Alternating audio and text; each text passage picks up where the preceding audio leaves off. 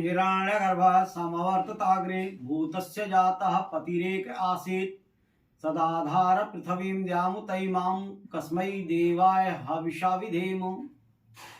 वेद कथा की वैचारिक श्रृंखला में आज का विषय है सनातन धर्म और आर्य समाज। सनातन का क्या मतलब होता है? जो आदि से रहा है और हमेशा रहेगा, उसको हम सनातन कहते हैं। तीन अनाद सत्ताएं हैं, ईश्वर, जीव और प्रकृति। ईश्वर अनादि है तो उसका दिया हुआ ज्ञान भी अनादि है, और मनुष्य मात्र के लिए केवल एक ज्ञान दिया उसने। वो कौन सा ज्ञान था? वेद का ज्ञान। यजुर्वेद में आया मनुर्भव, मनुष्य बनो। हिंदू बनो, मुसलमान बनो, सिख बनो, ईसाई बनो, यह नहीं लिखा। मनुर्भव, मनुष्य बनो। और मनुष्य बनने की सारी कला, सारी संस्कृति परमपिता परमेश्वर ने दी, और इसकी विशेषता यह है सबके लिए है। ओम संगच्छध्वम संवदध्वम संभो मनांसि जानताम देवा भागम यथा पूर्वे संजानना उपास्ते। सभी मिलकर चलो, सभी एक साथ बोलो, एक सुर से बोलो, एक संकल्प हो, एक कदम हो, ये वेद कहता है। क्योंकि ये ईश्वरीय वाणी है, इसलिए मानव में कोई भेद नहीं देता। और महाभारत के पहले तक हमारे यहाँ न हिंदू थे, न मुसलमान थे, न सिख थे, न ईसाई थे। सब नर करहि परस्पर प्रीति, चलहि स्वधर्म निरत श्रुति नीति। ऐसा गोस्वामी जी ने कहा। सभी श्रुति नीति पे चलते थे, वेद की नीति पे चलते थे, और वेदानुकूल आचरण ही करते थे। हमारे मर्यादा पुरुषोत्तम भगवान श्री राम, योगीराज श्री कृष्ण चंद्र जी इतने महान हुए, तो महानता का कारण क्या था? कि वे वैदिक विचारों के अनुयायी थे। आजीवन उन्होंने वेद के विचारों का पालन किया। और सनातन जो धर्म है, उसका आधार क्या है? वेद है। वेद ईश्वरीय वाणी है, और ये सबके लिए है। और इस ज्ञान को पाने के लिए, इस संस्कृति को पाने के लिए विदेशों से लोग आते थे। वेद के ज्ञान को पाने के लिए, यहाँ के संस्कृति को देखने के लिए, अपनाने के लिए दूर दूर से लोग आते थे। युधिष्ठिर ने जो राजसूय यज्ञ किया, अमेरिका से, यूरोप से, रूस से, अफगानिस्तान, आर्यन, चाइना, यहां से लोग आए थे। चीन का राजा भगदत्त और अमेरिका के राजा आए हुए थे, विलाक्ष। ये सब हमारा जो वैदिक पठन पाठन जो था, यही दुनिया में था, यही संस्कृति व्याप्त थी। लेकिन विदेशियों को, विधर्मियों को, जिन्होंने हमको गुलाम बनाना चाहा, हमारी संस्कृति को लूट के अपनी संस्कृति को आगे करना चाहते थे लोग, वो हमारी संस्कृति पर बड़ा प्रहार किए। जिन्होंने हमें गुलाम बनाया, इतिहास ही बदल दिया। हम अपने यहाँ का इतिहास पढ़ते ही नहीं। हम तो यूरोपियन इतिहास हम पढ़ते हैं, मुस्लिम हिस्ट्री पढ़ते हैं। तुम अपनी वैदिक संस्कृति, वैदिक आचरण को हम क्या जाने हैं? सिर्फ महाभारत और रामायण तक ही सिमट करके हमारी संस्कृति रह गई। आज जो हमारी संस्कृति है, जो आचरण है, जो वैदिक विचार क्रियाकलाप हैं, वो हमारे वैदिक धर्म से बिल्कुल विपरीत हुए जा रहे हैं। बड़ा ही रोना है। जिन संस्कृति पर, जिन ज्ञान पर हमारा देश विश्व गुरु कहलाता था, विधर्मियों ने नाश कर दिया। लॉर्ड मैकाले की शिक्षा पद्धति में आकर के हम अपनी संस्कृति को नाश कर दिए। संस्कृति, संस्कार, ये तीनों का मतलब होता है अच्छा किया हुआ। आज संस्कारों का बड़ा ह्रास हो रहा है।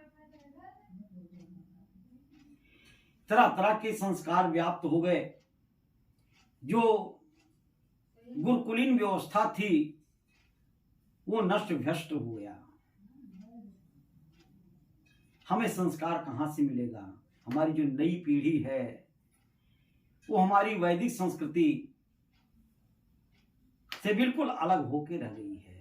ये तो लॉर्ड मैकाले की शिक्षा पद्धति पर आधारित हो गया। अंग्रेज जब जाने लगे भारत को छोड़ करके, तो ट्रांसफर ऑफ पावर एग्रीमेंट पे जो हस्ताक्षर हुए, उसमें एक शर्त ये भी था कि लॉर्ड मैकाले की शिक्षा पद्धति को समाप्त न किया जाए। हमारे संस्कृत विद्यालय जीर्ण शीर्ण होते जा रहे हैं, टूटते जा रहे हैं। जब संस्कृत ही नहीं रहा, संस्कृत के पढ़ने वाले लोग नहीं रहे, संस्कृत का व्याकरण नहीं रहा, तो हम अपने संस्कृति, राष्ट्र की रक्षा कैसे कर सकते हैं? धर्म की रक्षा हम कैसे कर सकते हैं? बड़ी विडंबना है। अंग्रेजों ने, मुगलों ने किस तरह से हमारी संस्कृति का नाश किया। और वो कहते हैं कि मैंने तहजीब दी है, मैंने भारतीयों को तहजीब दी है। जिस ज्ञान, कला, कौशल, संस्कृति से, धर्म से हमारा देश विश्व गुरु कहा गया, उसको इस तरह से लोगों ने अपने कब्जे में ले रखा। महाभारत के पश्चात जब बौद्धों का, पारसियों का,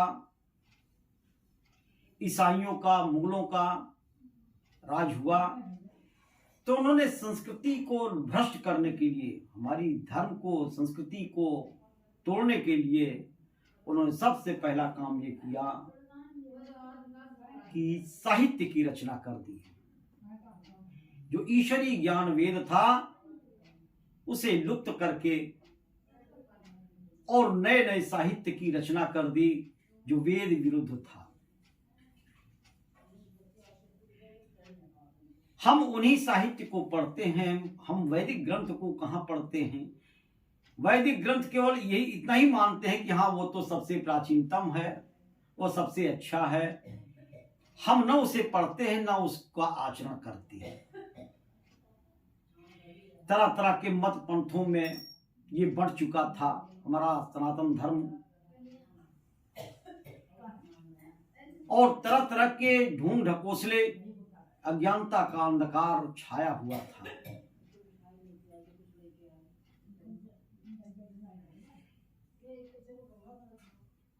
हमारी संस्कृति नष्ट हुई जा रही थी, हमारा धर्म नष्ट हो जा रहा था, लोप हुआ जा रहा था। ऐसे में स्वामी दयानंद सरस्वती का आगमन हुआ और दयानंद सरस्वती जो शिवरात्रि में उनका ड्यूटी लगाया गया शिव मंदिर पे जागरण में, उन्होंने देखा कि अरे ये तो चूहा चढ़ावे को खा करके जा रहा है, फिर आ रहा है, खा रहा है। तो उनके मन में जिज्ञासा हुई कि असली शिव कोई और है, और उनको पाने के लिए भटकते फिरे और अंत में जाकर के मथुरा में स्वामी विरजानंद जी के आश्रम में जब ये पहुंचे और उनके शरण में गए तो उन्होंने ये कहा कि तुम क्या पढ़े हो? तो इन्होंने बताया मैं क्या क्या पढ़ा हूं, सारी अविद्या की चीज, वेद विरुद्ध सारा ज्ञान उन्होंने इकट्ठा कर रखा था। उन्होंने कहा है कि यदि हमसे ज्ञान चाहते हो, अपनी जिज्ञासा को मिटाना चाहते हो, तो इन पुस्तकों को यमुना में फेंक दो। स्वामी दयानंद ने ऐसा ही किया और उनसे व्याकरण और वेद को पढ़ा, और वेद को पढ़ने के बाद उनके मन में जो भी भ्रम था वो दूर हो गया, और तब उन्होंने देखा कि अरे ये तो वेद का जो आचरण है, वेद का जो सिद्धांत है, उस पर कितनी धूल पड़ गई। लोग तरह तरह के पंथों में जो है भटक रहे हैं। जो ईश्वरीय ज्ञान वेद है, जिस पर भगवान और राम कृष्ण ये सब चले और मर्यादित हुए, आज वो चीज तो रहा ही नहीं। कितनी कुरीतियां व्याप्त हो गई हैं इस समाज में। उनको बड़ा झटका लगा, बड़ा दर्द था उनको, स्वामी दयानंद सरस्वती को। और जब गुरु दक्षिणा देने की बारी आती है तो स्वामी विरजानंद को हरे लौंग प्रिय थे। महर्षि दयानंद सरस्वती उनको दक्षिणा में उस हरे लौंग लेके जाने लगे। तो स्वामी विरजानंद जी कहते हैं कि अरे यही दक्षिणा है।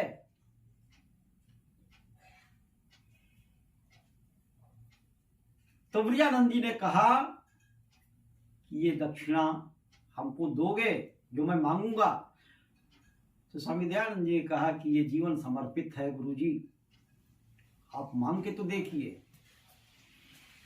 स्वामी विरजानंद जी ने कहा कि मैंने जो कुछ भी तुम्हें ज्ञान दिया, इसका तुम घूम घूम करके प्रचार करोगे और ईश्वरीय ज्ञान जो वेद है, इनकी शिक्षाओं को जन जन तक पहुंचाओगे, घूम घूम कर पहुंचाओगे। स्वामी दयानंद सरस्वती ने कहा तथास्तु, और वहां से धर्म प्रचार के लिए वो निकल देते हैं। आर्य समाज की जो आवश्यकता थी वो इसी बात पे थी कि कोई ऐसा महापुरुष, कोई ऐसा विद्वान, कोई ऐसा ऋषि आवे जो वेद की शिक्षाओं को जन जन तक पहुंचा सके। स्वामी दयानंद सरस्वती ऋषि थे। ऋषि किसको कहते हैं? जिसने वेद की ऋचाओं का साक्षात्कार किया हो, उसके रहस्य को समझा हो, ऋषि उसको कहते हैं। और उन्होंने आर्य समाज की स्थापना की। आर्य समाज एक वैचारिक मंच है, ये कोई मत फिरका पंथ नहीं है।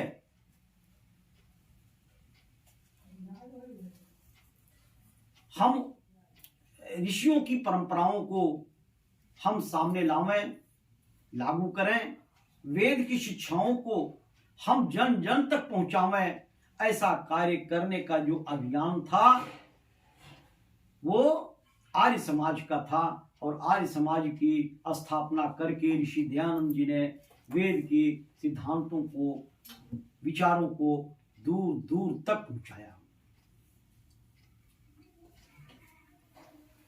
और उन्होंने संकल्प लिया ऐसा करने का। ऋषि दयानंद ने आर्य समाज की स्थापना करके केवल वैदिक पठन पाठन ही नहीं सिखाया, उन्होंने हमारे राष्ट्र को,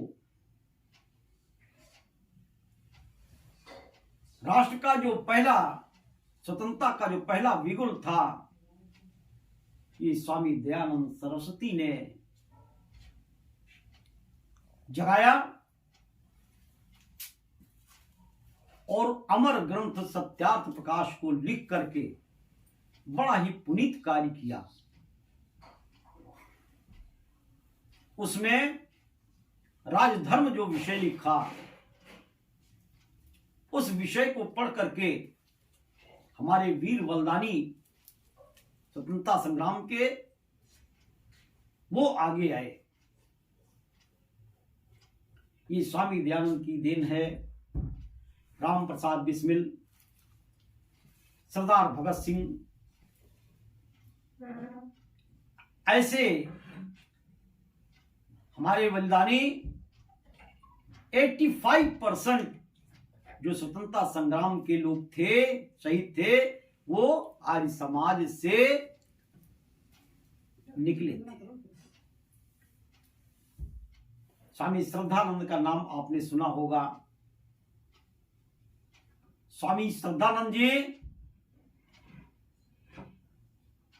लाखों की संख्या में विधर्मियों को हिंदू बनाया।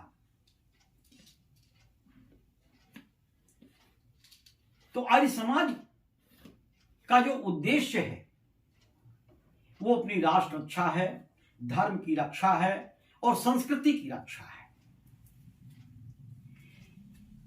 हमारी जो संस्कृति, वैदिक संस्कृति जो हमसे दूर होती जा रही थी, उस संस्कृति को लाने का प्रयास किया स्वामी दयानंद सरस्वती ने। और इसके लिए उन्होंने जो है जन जन तक लोगों में पहुंच करके वेद की बातें सुनाई। और उनके समय में जो शास्त्रार्थ हुआ करते थे,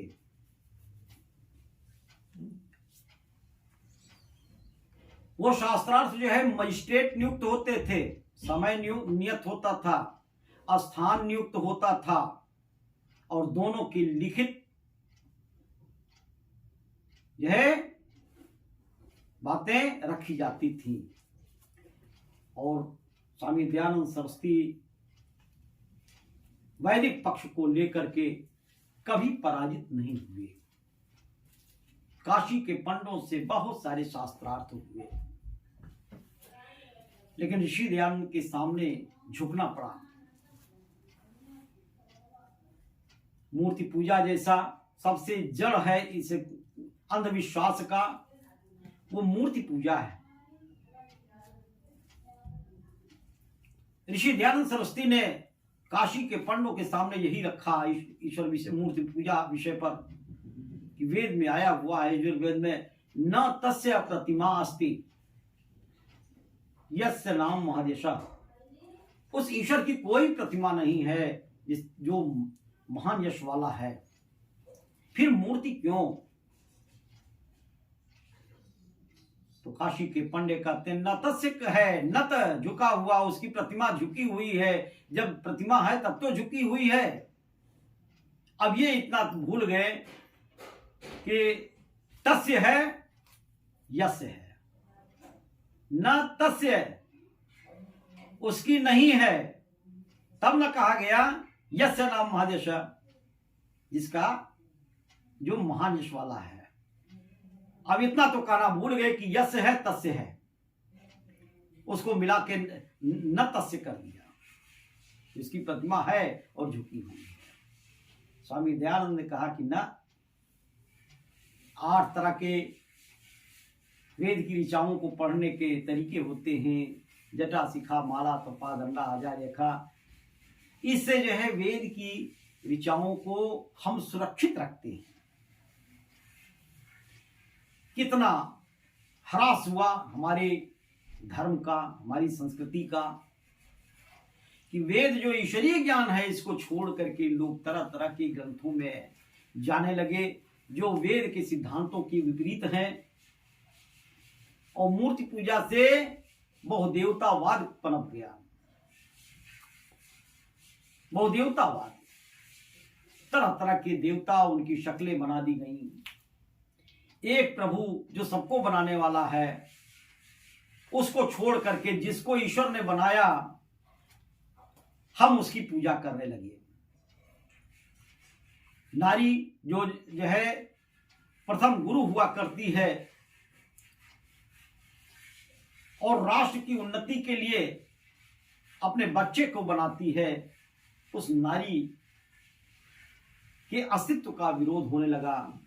स्त्री शूद्रो नाधियताम, स्त्री और शूद्र को वेद पढ़ने का अधिकार नहीं है। ऐसा करके शूद्र और नारी की उपेक्षा होने लगी। शूद्र वैदिक व्यवस्था में कहीं भी हे दृष्टि से नहीं देखा जाता। समभाव,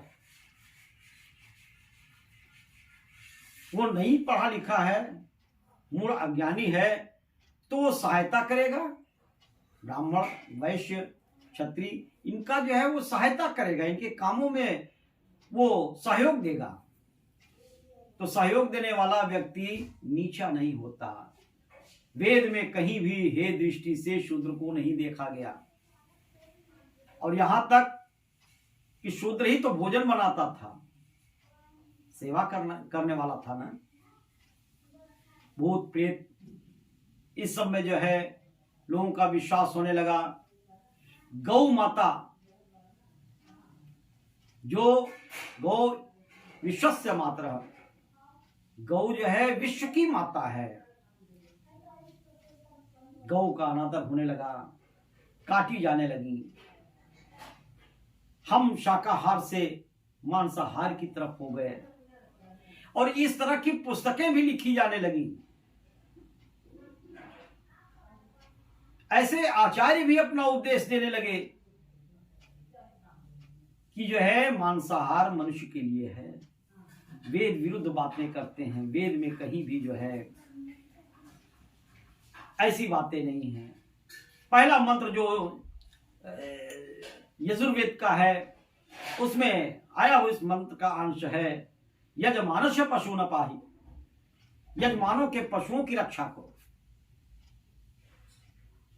यतो यतः समीह से ततो नो अभयम कुरु हुषण्णः कुरु प्रजाभ्यो अभयम ना पशुभ्य, हमारे पशुओं को अभय प्रदान करो। वैदिक संस्कृति टूटने से ये सब चीजें आई, गुरुडमवाद आया। ईश्वर को छोड़ करके लोग गुरु की पूजा करने लगे। गुरु को जो है ईश्वर से बड़ा दर्जा दिया जाने लगा। बाल विवाह, सती प्रथा, ये सब चीजें जो है आने लगी। यज्ञ जो विश्व की नाभि कही गई,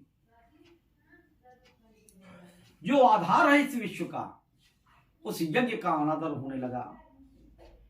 तो ऐसा जो कुरीतियां, अंधविश्वास, आडंबर जो छाया हुआ था, ऋषि दयानंद ने देखा तो उनको बड़ा कष्ट हुआ कि अरे जो ईश्वरीय ज्ञान वेद है जिस पर चल करके मनुष्य महान बनता है, उन ज्ञान को किस तरह से दूर करके, उसका विरोध करके, और तरह तरह के जो पुराण आदि जो लिखे गए, जो वेद विरुद्ध उसमें बातें बताई गई, उन सबको लागू किया जा रहा है। तो ऋषि दयानंद सरस्वती ने आर्य समाज की स्थापना करके, जिसका संकल्प ये था कि वेदों की तरफ लौटो, अपने उन महापुरुषों को याद करो जिन्होंने वैदिक आचरण से अपने जीवन को कितना महान बनाया। राम के उस संकल्प को देखो जिसको उन्होंने फलीभूत किया, राक्षसों का नाश कर दिया इस समाज राष्ट्र की रक्षा के लिए, संस्कृति की रक्षा के लिए। तो ऋषि दयानंद सरस्वती का बड़ा ही ऋण है हमारे इस समाज पे, जिन्होंने उस वैदिक संस्कृति को, उस वैदिक ज्ञान को लाने के लिए इतना संघर्ष किया। और वैदिक ज्ञान से ही हम जितने भी हमारे यहाँ आडंबर हैं, जितने भी मत मतांतर हैं, वो सबको दूर किया जा सकता है और एक छतरी के नीचे लाया जा सकता है। वो है वेद ज्ञान, जिसको हमारे ऋषि दयानंद सरस्वती ने संकल्प लिया और उस संकल्प को पूरा किया। हम ऐसे आर्य समाज की संस्था में हम जुड़े ताकि हम ईश्वरीय ज्ञान जो हमारे भगवान राम कृष्ण जिस पर चल करके अपने जीवन को अच्छा बनाए। महाभारत के पहले वैदिक ज्ञान ही था और किसी जो है पुराण आदि नहीं थे।